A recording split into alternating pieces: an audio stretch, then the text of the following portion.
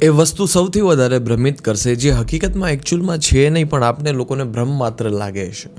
લોકો સ્વપ્નમાં જીવવાનું શું કામે પસંદ કરે છે? કેમ કે ત્યાં એક એનો કમ્ફર્ટ ઝોન રહેલો હોય છે, ત્યાં એક એની આશા રહેલી હોય છે કે ભવિષ્યમાં કંઈક શ્રેષ્ઠમ થશે, ભવિષ્ય મારું સુધરી જશે. પરંતુ આ વાત પણ એક ભ્રમ માત્ર છે. આ વાત પણ એક મૃગજળ જેવી જ છે કે જેની મૃગજળ ઉપર આપણે હંમેશાના માટે અપેક્ષા રાખીએ છીએ કે અહીંયા પાણી છે, જે વસ્તુ છે નહીં પણ આપણે દેખાય છે, એ પ્રતીત થાય છે કે આ વસ્તુ ત્યાં છે.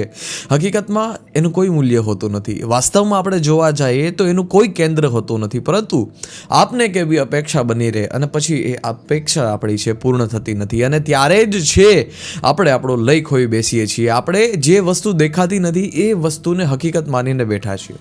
ઘણા બધા લોકો હોય જ્યારે પ્લેનમાં બેસે તો એમ એવો ડર હોય કે ભાઈ પ્લેન પડી જશે તો, પ્લેન ક્રેશ થઈ જશે તો. 99% કેસીસમાં એવું કશું જ થતું નથી, પરંતુ આપણે જ્યારે ફર્સ્ટ ટાઈમ ટ્રાવેલ કરતા હોય ત્યારે આપણે એક વખત તો થાય જ.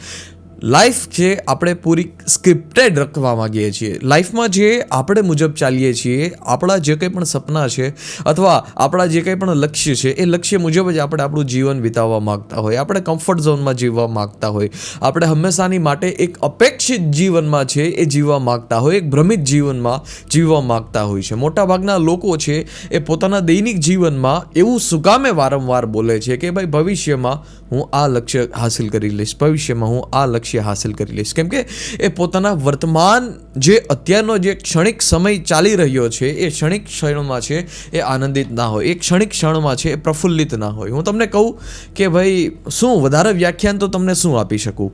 હું તમને એમ કહું કે અત્યારે તમે શું કરી રહ્યા છો? અત્યારે તમે આનંદિત છો કે અત્યારે તમે આનંદિત નથી? તમે એમ કહો અત્યારે હું આનંદિત છું, તમે એમ કહો અત્યારે હું આનંદિત નથી. એ જ જીવન છે. ભવિષ્ય શું છે? ભવિષ્ય એક મૃગજળ છે, એક ભ્રમિત વસ્તુ છે કે જે અસ્તિત્વમાં અને હકીકતમાં કશું થવાની જ નથી, પરંતુ તમે એવો અપેક્ષા રાખીને બેઠા છો કે આ વસ્તુ થશે ત્યારે હું જીવનમાં ખુશ થઈશ, આ વસ્તુ થશે ત્યારે હું જીવનમાં આનંદિત થઈશ. હવે જો જીવન છે એ મોતનું નામ હોય, જીવન છે એ દુઃખનું નામ હોય, પરંતુ એ દુઃખ કોના માટે હોય? જીવન દુઃખનું નામ છે તો દુઃખ એના માટે છે કે જે એકચ્યુઅલમાં અત્યારની જે ક્ષણ ચાલી રહી છે એ ક્ષણમાં છે આનંદિત નથી રહી શકતા. અત્યારની ક્ષણમાં જે કામ કરી રહ્યા છે એ કામમાં એને આનંદ નથી. જીવનમાં સૌથી વધારે મહત્વપૂર્ણ કોઈ બેઝ હોય તો એ છે કામ.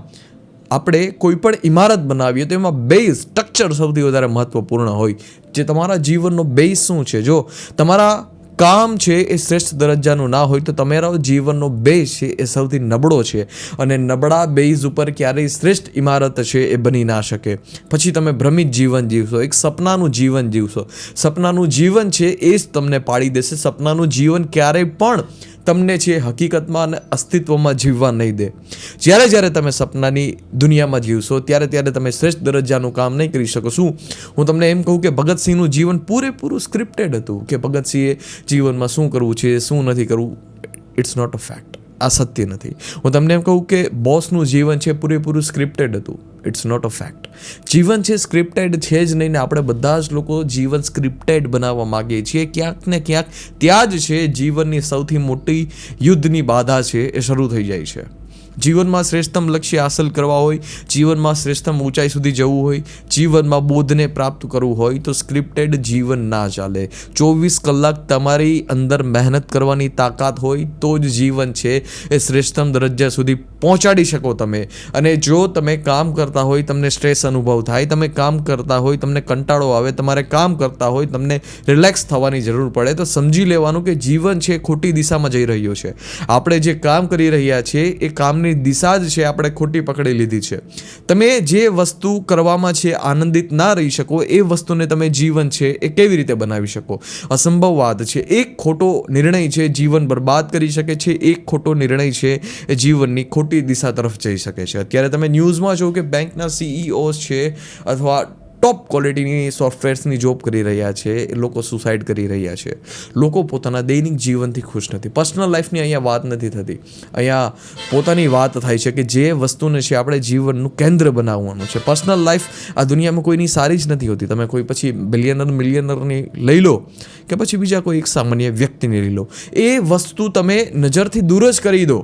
તમારી જે કોઈ પણ પર્સનલ લાઈફ છે, પર્સનલ લાઈફને નજરથી દૂર કરી દો. તમારા કામને જ છે તમે પરમેશ્વર બનાવી લો. જો તમારું કામ એક વખત તમે સોલિડ તાકાતવાળું પસંદ કરી લેશો ને, કામ છે ને એક એન્જિન જેવું છે. જો તમે એન્જિન જ તગડું તાકાતવર બનાવી લેશો ને તો પછી ખાડા આસપાસના છે એ તો સહન કરતાં શીખી જશે, ટાયર પણ શ્રેષ્ઠ મળી જ જશે.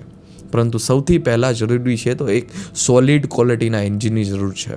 સોલિડ ક્વોલિટીનું એન્જિન છે એ છે આપણું કામ છે. તમે કામની ગહેરાઈમાં નથી ઉતરી શકતા તો એનો મતલબ એમ કે તમારું જે કામ છે ને એ બહુ મહત્ત્વપૂર્ણ તમે ગણી નથી રહ્યા. જીવનનો બેઝ છે ને એ તમે મહત્ત્વપૂર્ણ ગણી નથી રહ્યા. અને જે વસ્તુનો બેઝ પરફેક્ટ ના હોય એ વસ્તુ ક્યારે પણ ઉપર સુધી ના જઈ શકે. દુનિયા રિલાયબિલિટીનું નામ છે. તમે દુનિયામાં કેટલા રિલાયબલ રહી શકો છો. આ દુનિયામાં ફોર્સફુલી કામ કરીને 5 દિવસ કામ કરીને પછી મૂકી દેવાવાળા કામનું કોઈ મૂલ્ય નથી. તમે જોવો કે મોટાભાગના ફેલિયર્સ એ મુજબના જ હોય છે કે થોડું થોડું કામ કરે, 1 વર્ષ 2 વર્ષ 3 વર્ષ કામ કરી કામ ચેન્જ કરી નાખે, 1 વર્ષ 2 વર્ષ 3 વર્ષ કામ કરી કામ ચેન્જ કરી નાખે. રિલાયબિલિટી નથી.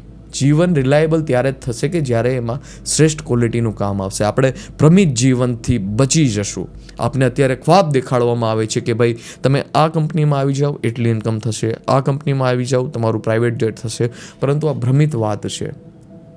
હું તમને કહું કે ભાઈ સ્ટીવ જોબ્સ ક્યારે પણ કોઈ વ્યક્તિને પૂછવાનો તો કહ્યું કે મારે એપલ બનાવવું છે કે નથી બનાવવું. કેમ કે લોકોની જે સામાન્ય બુદ્ધિ છે એ શ્રેષ્ઠતમ દરજ્જાની હોતી નથી. એના માટે પરિશ્રમની જરૂર પડે, એના માટે મહેનતની જરૂર પડે. અને એક સામાન્ય માણસ ક્યારે પણ પરિશ્રમ માટે તૈયાર નથી થતો. તમે કોઈ સામાન્ય માણસ નથી, પરંતુ તમે જો એવી માનસિકતા રાખશો કે હું એક સામાન્ય માણસ છું તો શ્રેષ્ઠતમ બનવાના જીવનમાં ખ્વાબ છે ભૂલી જાઓ. ખ્વાબમાં જીવન ના જીવો. વોટ નાવ?